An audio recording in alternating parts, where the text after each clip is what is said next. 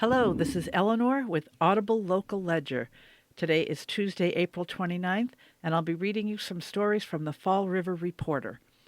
Our first headline: AAA finds Do Not Disturb significantly decreases smartphone use among young drivers, by Ken Pava.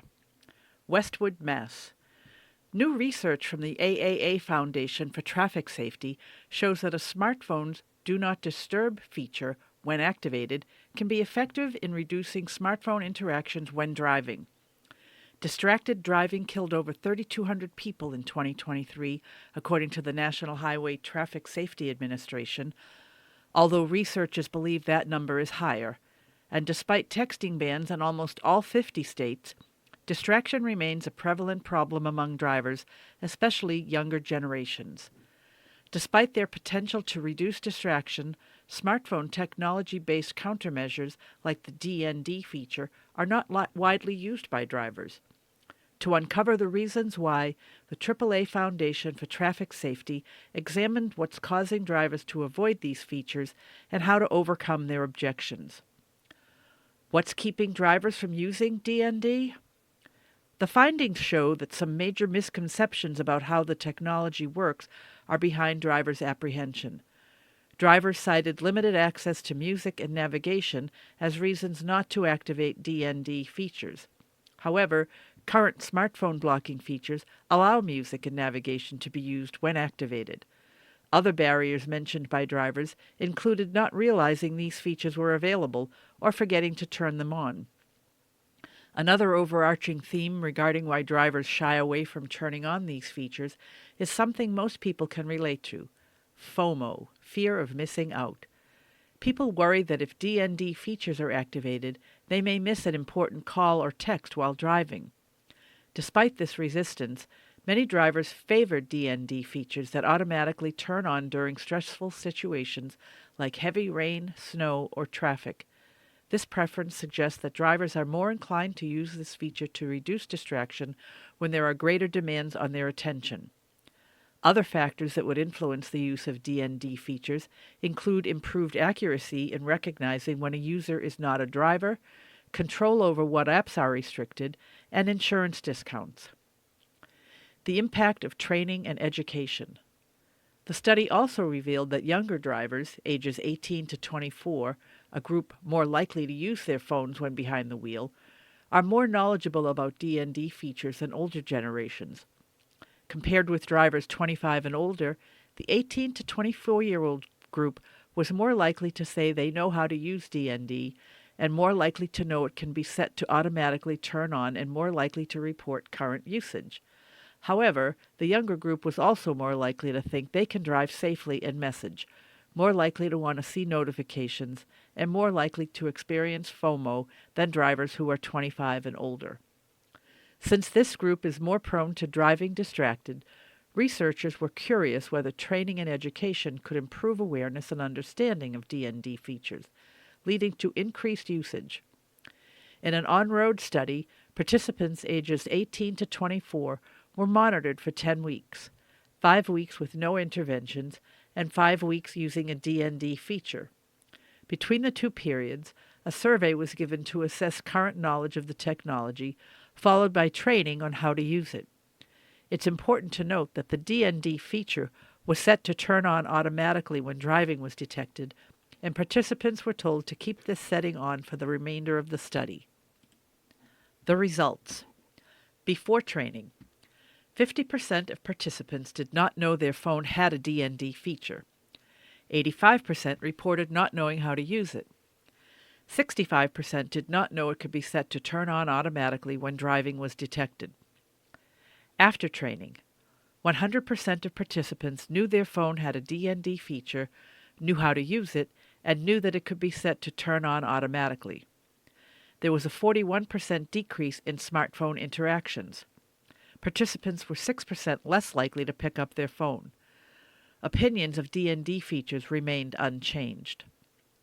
To encourage the use of DND features, AAA recommends improving automatic activation and situational awareness features, like recognizing when the user is a passenger versus a driver, and addressing misconceptions through in-app messaging.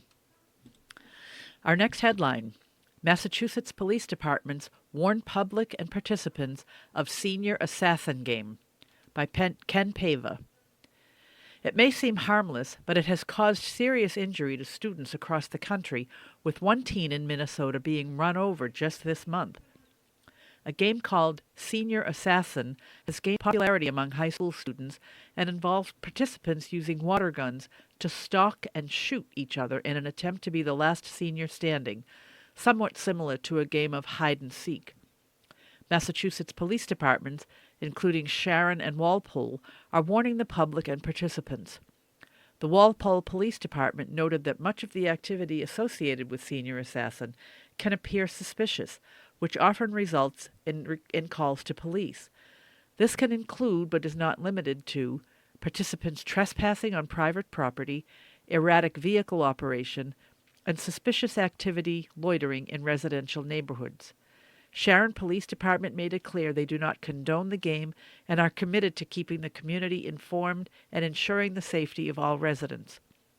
Sharon issued a list of rules for participants that might be good for all communities to follow. 1. Do not play the game on school property. Any game that disrupts the learning environment is not acceptable on campus. 2. No look-alike weapons. Realistic toy weapons, including water guns that resemble firearms, are prohibited on school property and in the surrounding community. 3. Respect private property. Do not trespass onto or into others' properties.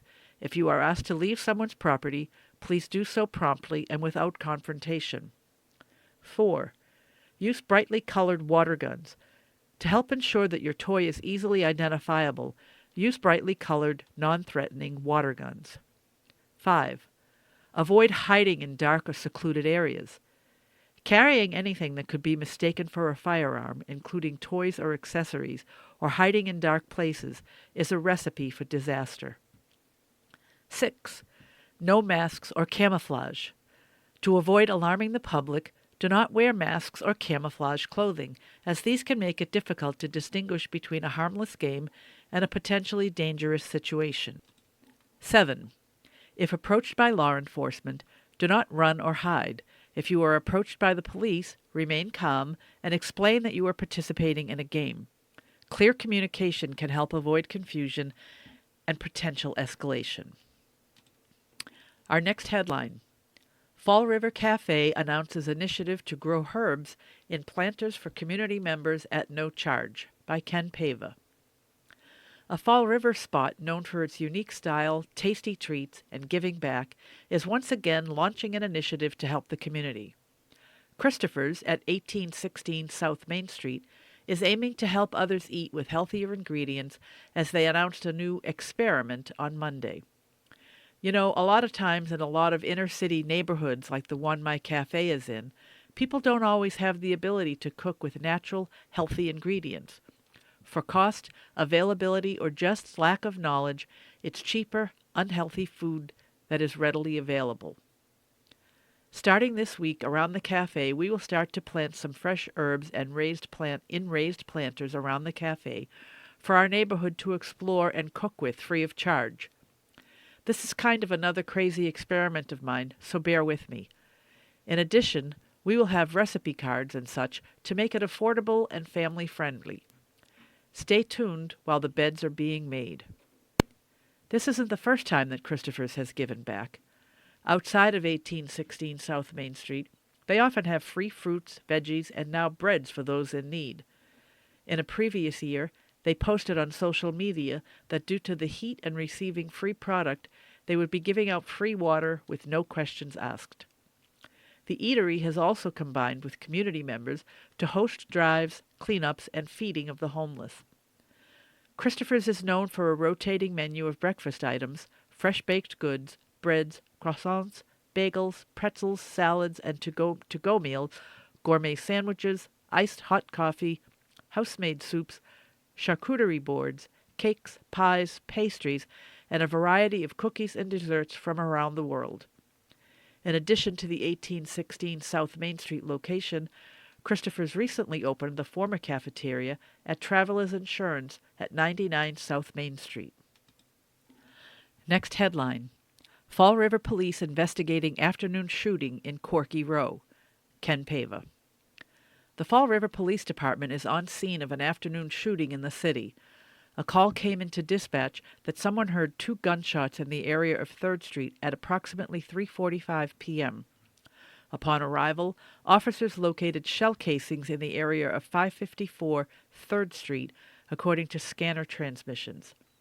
According to Lieutenant Matthew Mendez, the preliminary investigation indicates that an argument occurred between individuals in the area, during which time a male fired 2 blank ammunition rounds from a firearm.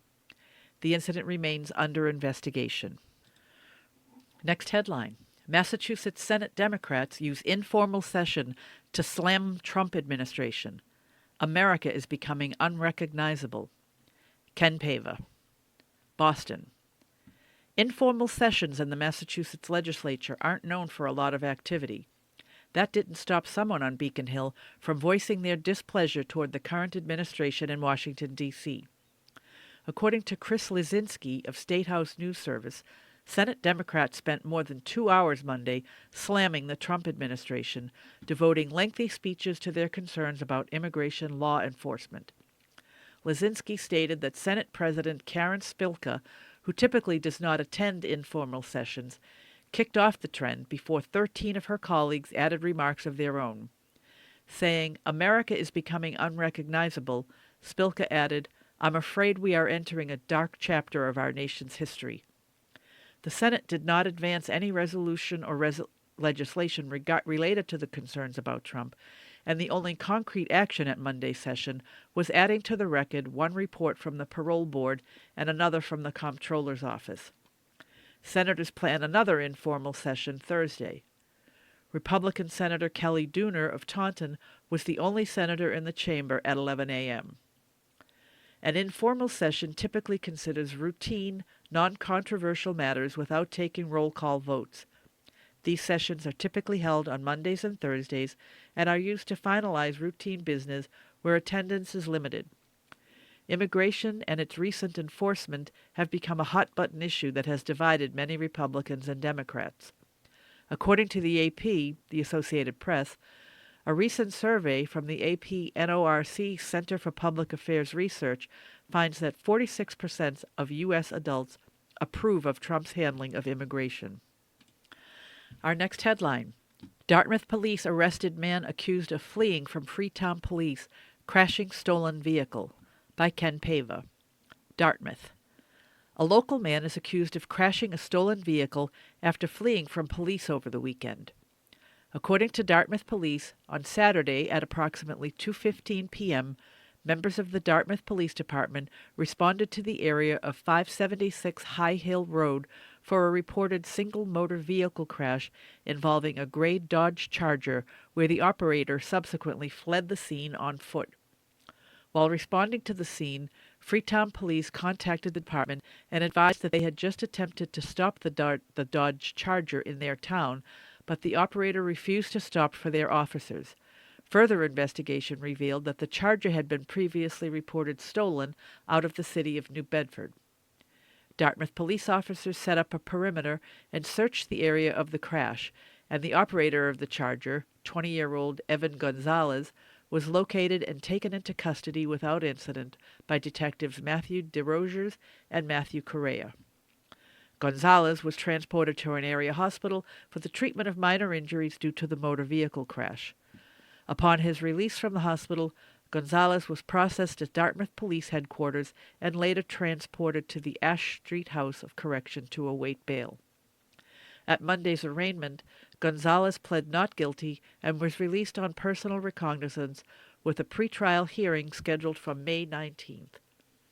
Gonzalez was charged by the Dartmouth Police with receiving a stolen motor vehicle, leaving the scene of property damage, reckless operation of a motor vehicle, marked lanes violations, and speeding.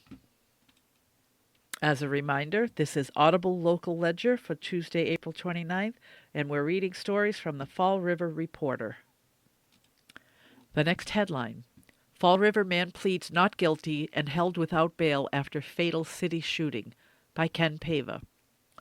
A Fall River man pled not guilty Monday morning concerning a murder that took place in the city. 32-year-old Kevin Barton was arraigned on Monday in the Fall River Superior Court on murder and firearms charges related to the February 9, 2024 shooting death of Joshua Medeiros in the area of Blackstone and Nashua Streets in the city of Fall River. Medeiros died at St. Luke's Hospital in New Bedford after being on life support for several days due to being shot in the head. Fall River reporter saw at least a half-dozen evidence cones in the back of the Stop and Shop shortly after the fatal shooting. Family members say over a dozen rounds were fired. Barton was arrested in Georgia on June 25, 2024, on a warrant for the murder indictment and was shot by Georgia law enforcement during the incident. He allegedly pulled a gun while fleeing, prompting a Fulton County Sheriff's Department to shoot him. The Fall River indictments charged Barton with murder, carrying a loaded illegal gun, larceny, and possession of a large-capacity firearm. According to court records, Barton was held without bail with a pretrial conference scheduled for May 23rd. The Commonwealth will be represented by Assistant District Attorney Russell Ionis. Next headline: Bristol County man facing kidnapping, assault with intent to rape, and robbery charges involving female rideshare driver, by Ken Pava. A Bristol County man is facing a handful of disturbing charges involving a rideshare driver. According to Seekonk Police, on Saturday at approximately 1:30 a.m., multiple patrol units were dispatched to the area of County Street and Arrowhead Road for the report of a possible motor vehicle crash. When units arrived, they observed a vehicle across the lawn of a residential property. They then made contact with the female operator. The operator, an Uber driver, stated that she was just assaulted by a male passenger who had fled the scene. The victim then relayed that she made a pickup from North Seekonk with a destination in South Seekonk. A lone male entered her vehicle from the pickup address. While en route to the original destination, the male passenger then provided a different destination address. When they arrived at the alternate destination, the suspect demanded the victim back down a long, unlit driveway. At first, the driver refused, but ultimately agreed to do so. While in the driveway, the suspect began to allegedly assault the victim. The victim was able to place her vehicle in drive and took off down the road while the assault continued. When the vehicle came to rest on a front lawn, the suspect allegedly stole the victim's cell phone and fled the vehicle. The victim then began to honk the car horn, hoping to raise a resident for assistance. A resident did respond to the commotion and subsequently contacted police. An investigation was conducted by the Seekonk Police Detective Division. At the conclusion of the investigation, an arrest warrant was sought and issued on Sunday. During the late afternoon hours on Sunday, the arrest warrant was executed and the suspect was taken into custody without incident. 25-year-old James D. Oakes of Seekonk was charged with strangulation or suffocation, kidnapping, assault with intent to rape, assault and battery, unarmed robbery, intimidation of a witness, and interfere with rideshare driver. Next headline: Surveillance at gas station by Fall River Police Department CAST unit leads to drug trafficking arrest, by Ken Pava. The Fall River Police Department CAST unit made a drug arrest over the weekend. According to police, on Saturday, CAST detectives conducted surveillance at a gas station in Fall River based on information that 35-year-old Leonard Starcher Jr., who had an active arrest warrant, was operating a vehicle in the area. After confirming Leonard's warrant status, detectives approached and detained him. A pat frisk revealed a concealed bag containing 52 grams of suspected cocaine in his pants. Leonard was charged with trafficking cocaine, greater than 36 but less than 100 grams, and the outstanding warrant. It was the second drug arrest made by the CAST unit on Saturday. Next, a story about the first arrest. Fall River Police Department CAST unit arrest 34-year-old on drug and other charges after pursuit, by Ken Pava. The Fall River Department CAST unit made a drug arrest over the weekend after a pursuit. According to police, on Saturday, CAST detectives were conducting proactive patrols when they observed two males engaging in suspicious activity outside of a known drug-involved residence. Further surveillance revealed 34-year-old Andre Rego operating a vehicle linked to previous drug investigations, despite having a suspended license. Due to the suspected drug transaction as well as the suspended license to operate a motor vehicle, an attempt was made to conduct a motor vehicle stop.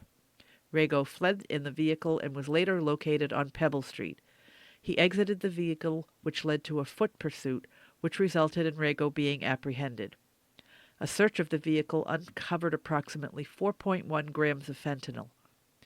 Rego was arrested and charged with possession of a Class A drug with intent to distribute, operating with a suspended license, his third offense, resisting arrest, and failure to stop for police. Next headline: 34-year-old Fall River man held on bail after cocaine, marijuana, thousands in cash seized. By Ken Pava. A local man is facing charges after cocaine, marijuana, and thousands in cash were seized. According to police, at approximately 1:45 p.m. on Wednesday, officers assigned to the drug control units of Districts A through 7 in East Boston and C6, South Boston, arrested Anthony Francisco, 34, of Fall River on drug trafficking charges. Officers were conducting a drug investigation and execution of search warrants in the area of 34 West Wind Road in Dorchester. As a result of the search warrants, officers recovered approximately 70 grams of cocaine, 20 grams of crack cocaine, 4 pounds of marijuana, $6,062 in cash, and $20,550 in Dominican Republic currency. Francisco was placed under arrest on charges of trafficking a Class B, possession with intent to distribute Class B, and possession with intent to distribute Class D. At his arraignment in South Boston court, Francisco pled not guilty and was held on $10,000 cash bail with a hearing scheduled for May. Next headline: Massachusetts bills will eliminate life sentences without the possibility of parole. Here are the details. This from the State House News Service, Sam Drysdale, Boston. Hoping to finally make headway after years of efforts, criminal justice reform advocates knocked doors Wednesday at the State House, asking lawmakers to back a bill to give people serving life sentences the chance at a parole hearing. The companion House and Senate bills would eliminate life sentences without the possibility of parole by allowing incarcerated people the opportunity to have a parole hearing after 25 years of their sentence. It would not guarantee parole, only a hearing. We have Mr. Dickerson, 50 years at MCI Norfolk. He's been there. I think he needs a second chance. Mr. Parker, 25 years later. They need a second chance, said Cynthia Goldberg of the Campaign to End Life Without Parole, gesturing at photos of incarcerated men. It would also require the Department of Correction to provide anyone sentenced to more than 25 years with the chance to participate in a restorative justice program connecting the prisoner and victims, family of the victims, the parties to a crime, and community members within the prison. The goal here is to identify and address harms and needs and obligations resulting from an offense, to understand and reconcile the impact of that offense, according to the bill text. There would be an opportunity to take accountability, and they could come to the parole hearing with an open heart and understanding and ready to rejoin the community, said Daniel Delaney of Delaney Policy Group, who is lobbying for the bill. The legislation was first introduced in 2019 by State Rep. Jay Livingstone, D8th Suffolk, and former State Senator Joseph Boncour. At the time, Senator Jamie Eldridge, Democrat, Middlesex Worcester, who served as the chairman of the Judiciary Committee, said the number of people serving life sentences in Massachusetts had skyrocketed. Just over 1,000 people in 2016 were serving a life sentence without the possibility of parole. As of July 1, 2024, there were 1,774 incarcerated people serving life sentences in Massachusetts Department of Correction facilities, according to an FAQ published by the department. This year, the bill is sponsored by State Rep. Chris Worrell and State Senator Liz Miranda, both Boston Democrats. Miranda, who was not at Wednesday's event, has previously shared her personal story in support for the bill. Miranda's younger brother, Michael, was shot and killed in Boston in 2017. Miranda first backed the parole hearing bill in 2021, the year before the trial for the men involved in her brother's death. She said at the time that she planned to make it clear she opposed a life sentence without parole for those men. I believe life without parole is death by another name, and I do not believe in death sentences, Miranda said during a legislative hearing in 21. I do not believe that justice is upholding mass incarceration in our communities that perpetuates generational poverty, violence, and trauma. Every session it's been filed, the bill has been shuttled to a dead-end study order after getting a hearing. Delaney said supporters have refined the bill and are trying to hone in on messaging about overturning wrongful convictions, decreasing pressure on strained prisons, and releasing people back into communities that have taken accountability and aren't likely to reoffend. Data shows us that people age out of recidivism. In your 50s, 60s, and 70s, that likelihood of reoffending is much less likely than in your 20s or 30s, he said. In addition to the justice reform aspects, we're also stressing that it's enormously expensive as they have medical costs. It can be up to $1 million a year, he continued. It's so much more expensive to treat someone in a prison context than even if they're on mass health. We want to have that full conversation. And our last headline, Massachusetts State Police, Rochester personnel, Good Samaritans respond to rollover crash with injuries, by Ken Pava. Several departments and Good Samaritans came to the aid of a driver in a Massachusetts highway crash. According to the department, last week the Rochester Fire Department was dispatched by the Regional Old Colony Communications Center to Route 495 northbound near the Middleborough town line for a single-vehicle rollover crash with the driver trapped inside the vehicle. Upon arrival, the driver, assisted by passerbys, was out of the vehicle walking around at the scene. The driver was ultimately transported to Toby Hospital with non-life-threatening injuries. Massachusetts State Police and Rochester Police Department, Massachusetts, were on the scene investigating the cause of the crash and assisting with traffic control. The department credited seatbelt usage, leading to a more positive outcome. Well, that's all for today, folks. Thanks for listening.